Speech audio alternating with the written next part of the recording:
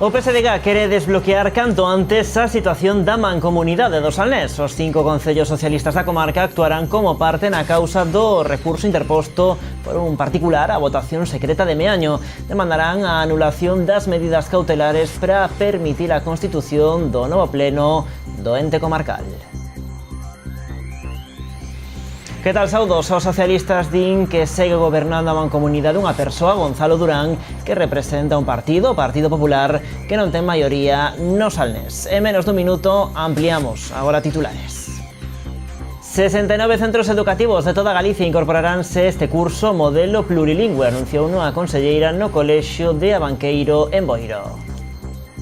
O Centro de Día de Cuntis abrirá as súas portas ao longo do vindeiro mes de outubro. O complexo leva 9 anos construído, pero a falta de luz e saneamento impedían a súa apertura.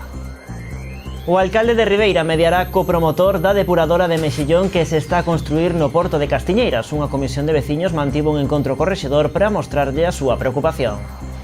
Quen roubaría un dos avións pirotécnicos das festas de San Vicente de Nogueira. Os veciños desta parroquia meisina piden ao ladrón ou ladróns que o devolvan. Esta mañá tiña lugar o acto de clausura dun curso de monitor de comedor organizado pola Asociación Amigos. A iniciativa foi cofinanciada polo Fondo Social Europeo. Os 5 concellos socialistas do Salnés personanse no contencioso para desbloquear a situación da mancomunidade. Vila García, Cambados, Sogrove e Illa Meis actuarán como parte na causa do recurso interposto por un particular á votación secreta de meaño. Demandarán a anulación das medidas cautelares para permitir a constitución do novo pleno do ente comarcal. O pasado 15 de agosto rematou o prazo para que o presidente en funcións da Mancomunidade do Salnés convocase o pleno de Constitución. Gonzalo Durán aprazou a convocatoria debido a un recurso interposto por un particular á votación secreta de meaño. Nun primeiro momento, os socialistas pediron ao Popular que convocase o pleno, pero ao non facelo, agora os 5 concellos do Salnés, gobernados polo PSOE, fixeron efectivos os trámites para persoarse como parte no procedemento xudicial. O que fixemos foi personarnos como parte nese procedemento xudicial que se sigue ante o xulgado do contencioso administrativo, no que están solicitadas unhas medidas cautelares, as que están en trámite son unha demanda que presentou un particular de meaño e ao cual se aferra o presidente en funcións para non convocar o pleno constitutivo da mancomunidade. Entonces, quen está perxudicado por este tempo que se leva dilatando o procedemento son os concellos e, por tanto, a nosa veciñanza. Por iso decidimos, os 5 concellos do Partido Socialista, personarnos como parte en ese procedemento, tamén as medidas cautelares para poder formular alegacións e para tamén ter coñecemento de primeira man do que está pasando. Os socialistas piden que se desestimen as medidas cautelares e poder realizar o pleno de Constitución. Nos o que pedimos é que se desestimen esas medidas cautelares que se pediron por esa persoa que demandou, na que piden, entre outras cousas, que non se convoque o pleno constitutivo da mancomunidade.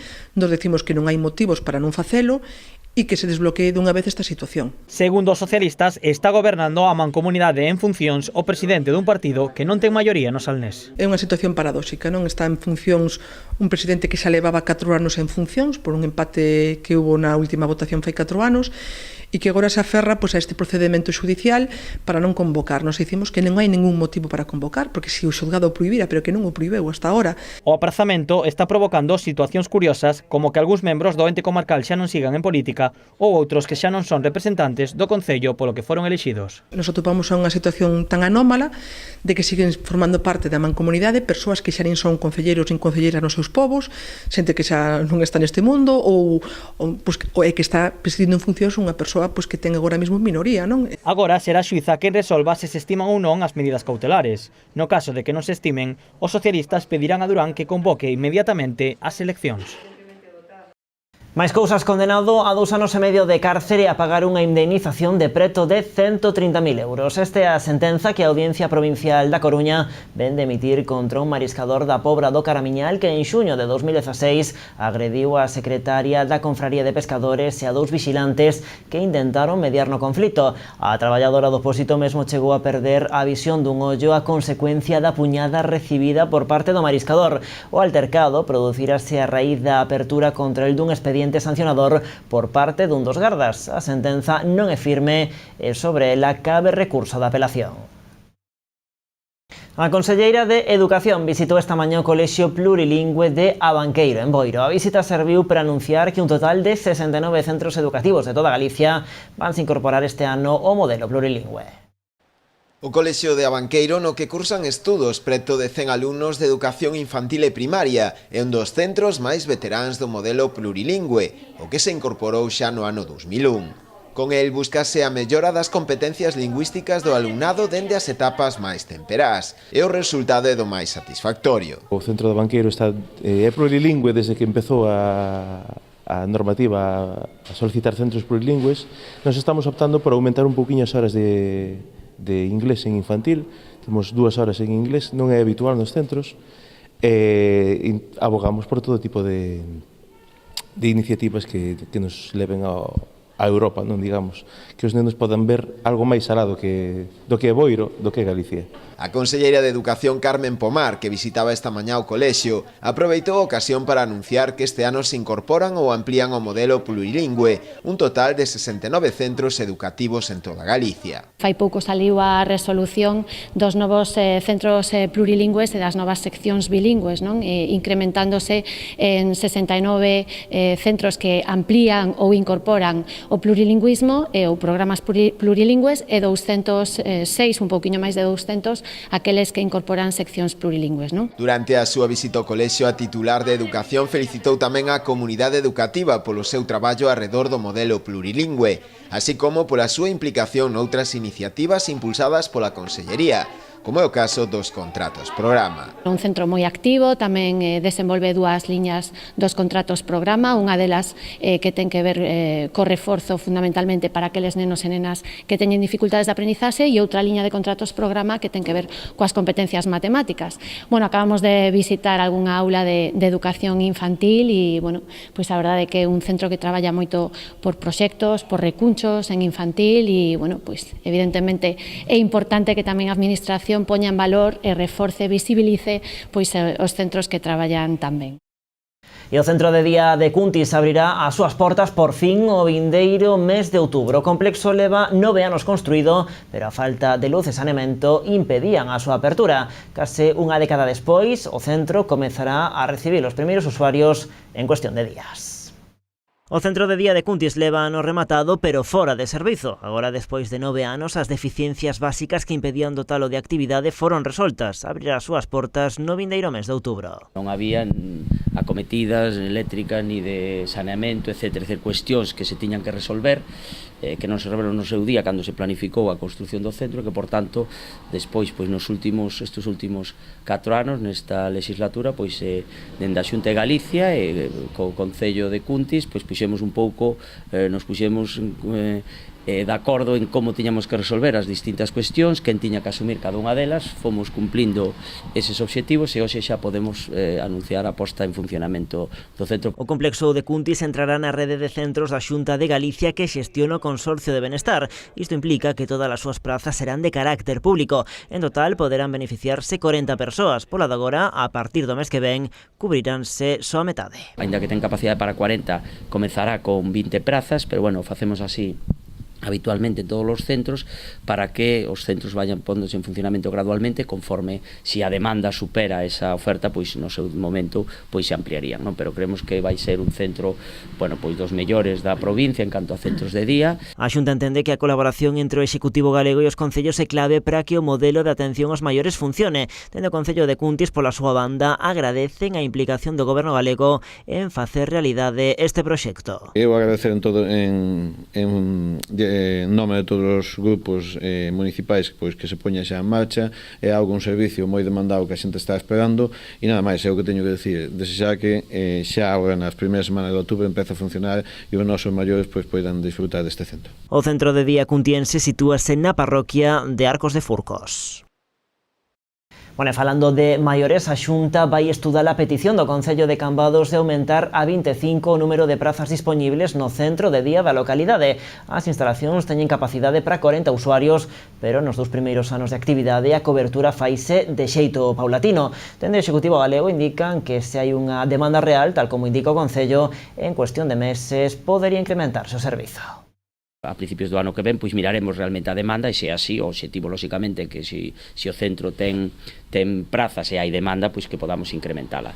Temos que, lóxicamente, ver realmente se hai esa demanda e a idea é que durante o ano 2020 se poda se poda ampliar sin problemas. O obxectivo é unha vez que temos instalacións pois, e hai demanda e hai usuarios, pois lógicamente o importante é que estas prazas pois, se podan pôr a disposición dos maiores, que é o principal obxectivo.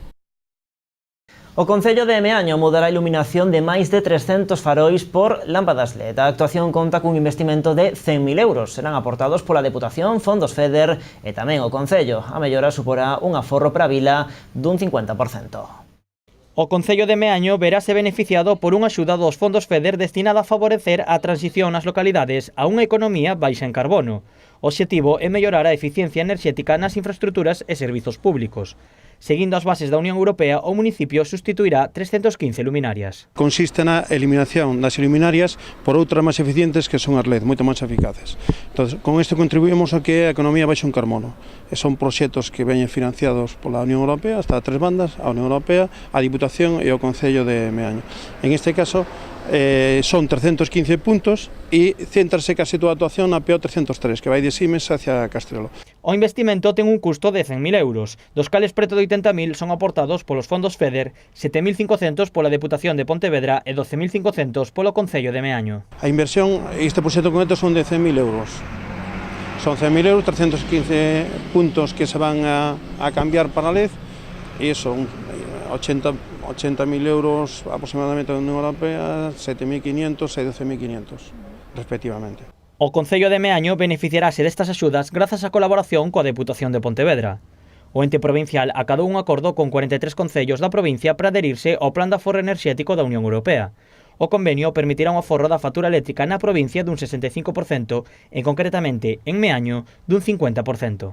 E realmente eso nos vai a facer de que sexamos capaces de reducir a factura eléctrica na provincia nun 65%. Repito, nun 65%, dunha dimensión increíble.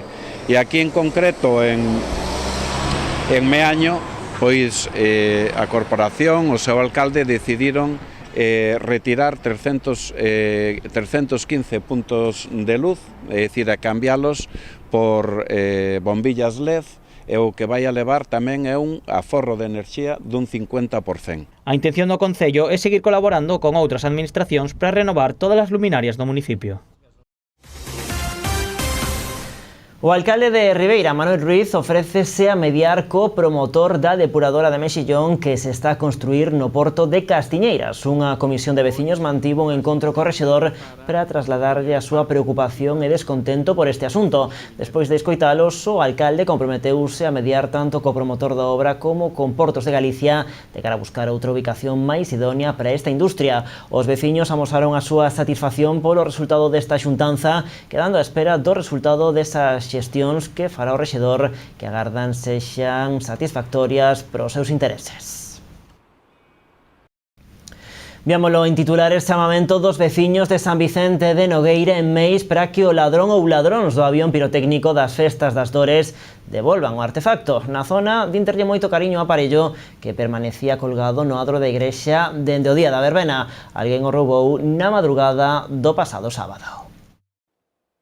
En San Vicente de Nogueira, os veciños non falan doutra cousa. Quen sería o ladrón ou ladróns e para que queren o avión? A desaparición do aparello pirotécnico produciuse na madrugada deste pasado sábado. O avión irmán pequeno deste que están a ver incorporarse este ano aos festexos. Tras a verbena, quedou pendurado duns aramios na contorna da igrexa.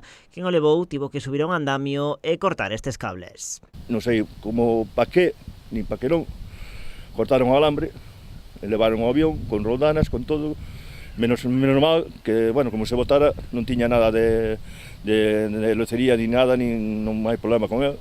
O único problema é que nos quedamos sin ela. Os veciños non entenden o motivo deste roubo, sospeitan que se trata dunha falcatruada de moi mal gusto. Levaron non sei para que, para facer daño, porque outra cousa, como vayan a botar outra festa, vámonos a ver. Como o levan para un xardín, vámonos a ver. Nós de momento non vamos poñer denuncia ninguna. Se o collen e o traen para onde estaba, nós quedamos contentos, non vamos a dicir nada. Para nós sería moi bonito que o trouxeran de volta. É que na parroquia meisina teñenlle moito apego aos seus particulares avións elaborados por eles mesmos. Para nós ten moito valor. Para moita xente a mellor non ten, pero para nós sí, porque foi un sobriño meu que o fixo, pasou moi traballo con ele, porque para que non pese, pesa para ir sobre 10 kilos, entonces para facelo aí sudadiño, aí a medida. Dende a Comisión de Festas piden a colaboración cidadá para dar co avión pirotécnico sustraído. Agardan telo de novo na casa para os festexos do ano que ven, coincidindo co 50 aniversario desta particular tradición. O ano, para setembro do 2019 ou 2020, fai 50 anos de tradición do avión, deste grande. Este avión xa botaban os antigos nosos abuelos. É unha tradición que antes se facía subía 9 e baixábano con cordel. Desde o ano 80, ou máis ou menos, estaba botando o octavo Arturo, o da Peritécnica Lagolla. Foi o promotor de meterlle, como chama, para subir, para baixar, todo eso. O lanzamento dos avións pirotécnicos por estas guías converteuse hai anos no principal reclamo das festas das Dores de Nogueira, atraendo cada ano a milleiros de persoas. Unha particular tradición que os veciños da zona de seguro han a seguir mantendo a pesar deste pequeno contratempo. Bueno, pois estaremos pendentes a ver se finalmente aparece ese avión que empregan nesas festas do Concello de Meis. Máis actualidade, a Pobra acollerá esta vindeira fin de semana a segunda edición das Xornadas de Cultura e Historia. Desenvolveranse varias conferencias e tamén unha visita guiada polos cruceiros máis antigos do municipio. O éxito da primeira edición foi unha das razóns que levou o Concello da Pobra a repetir esta experiencia este ano, aumentando a duración das xornadas a 2 días, o sábado 28 e o domingo 29 de setembro. O que se pretende con esta actividade non é máis que dar a coñecer a historia e a cultura local. Os obxectivos que nos marcamos pois é a dar a coñecer todo o patrimonio cultural da Pobra, desde o arquitectónico hasta o inmaterial, e que a xente saiba valorar todo o que temos. É o primeiro objetivo, despois de cara a fora e de todas as persoas que nos queran visitar, pois tamén, por suposto. Pero, sobre todo, poñer en valor o propio, o coñecemento fai que se chegue ao aprecio e o aprecio fai que se apoien as iniciativas para a súa recuperación, que para nós é moi importante. As xornadas arrancarán o sábado a partir das 4:30 da tarde no auditorio do Museo Valle Inclán, cunha charla sobre o xacemento arqueolóxico do eremitorio de San Xoán da Miserela. Unha é sobre o mosteiro de San Xoán da Miserela, que se escavou no ano 2017, e que estas excavacións estiveron a cargo de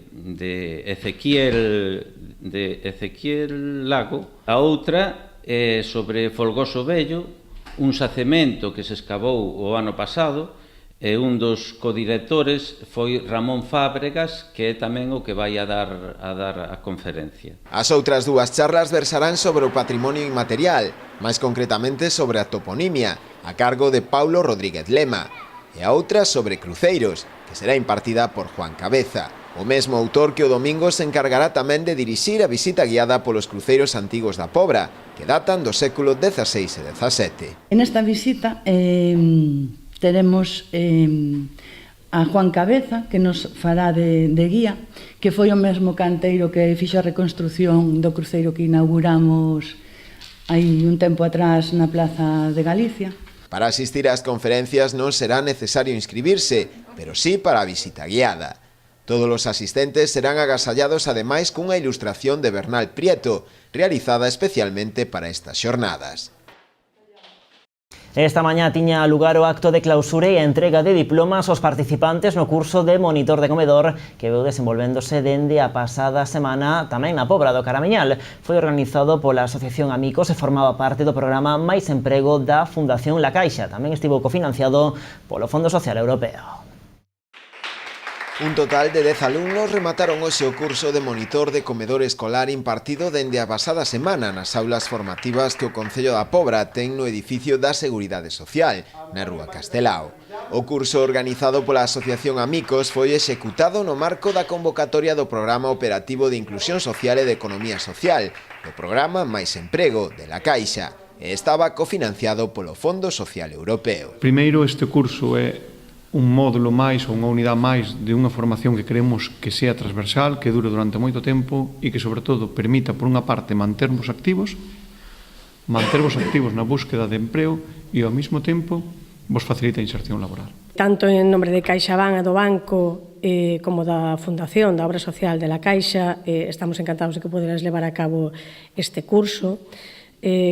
A Fundación ten colaborado moitas veces con amigos, eu xa perdín a conta, con isto que intentamos é a integración laboral, social, e que mellor ferramenta hai para integrarse que ter un traballo, non? Que isto é a finalidade do curso. Consellería de Servicios Sociais da Pobra do Caramiñal tamén queremos darvos os parabéns e animarvos a seguir participando nestas actividades formativas porque creemos na inserción e a formación é o máis importante para chegar a conseguila. Queremos darlle as gracias, neste caso, á Obra Social da Caixa e á Asociación Amigos tamén por facer posibles estes cursos. A Fundación Museo Gravado de Artes en Ribeira vende sacar unha nova convocatoria dos Premios Internacionais Atlante que chegan este ano á súa 11ª edición. Como en anos anteriores, cada artista poderá participar cun máximo de 2 traballos realizados en calquera dos sistemas e técnicas da arte gráfica, incluídos os procedementos digitais e electrográficos. En total, repartiránse uns 14.500 euros en premios, establecéndose un total de 5 galardóns. O premio Ramiro Carregal, dotado con 5.000 euros, 3 premios de 2.500 euros cada un e unha distinción especial por valor de 2.000 euros destinada a un artista nado ou residente en Galicia. Os traballos a concurso deberán presentarse antes do vindeiro 31 de maio e o fallo do xurado darás a coñecer no vindeiro mes de agosto. En Rianxo despediu o pasado venres as festas da Guadalupe cunha longa noite. Os rianxeiros non acusaron ese día o cansanzo a pesar de levar acumulados 7 días de troula. Sen dúbida, o momento máis emotivo e máis agardado por todos chegaba ás 2 da madrugada. Como é tradición, milleiros de voces entoaron o unísono a rianxeira na Praza Castelao, mentres as bengalas ofrecían un espectáculo único. Tras a cantata, a festa prolongouse ata ben entrada a mañá coa música das orquestras Charleston, Alcar e Metrópolis. Un ano máis, e a pesar do carácter multitudinario das festas, non se rexistraron incidentes de consideración.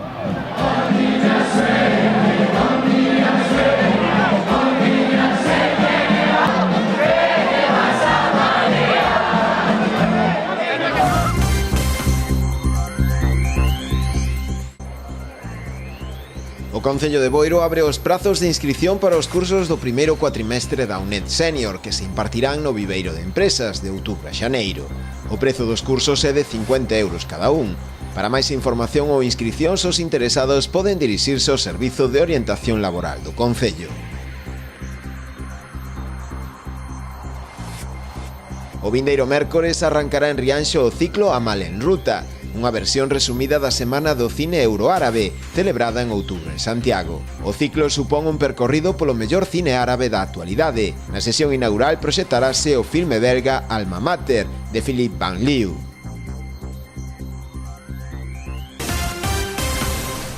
Facemos agora unha pausa para a publicidade. De contado estamos de volta co Pontevedras. Decimos facer un balance do que deron de si os primeiros 100 días de bipartito na Boa Vila. Estamos de volta agora mesmo.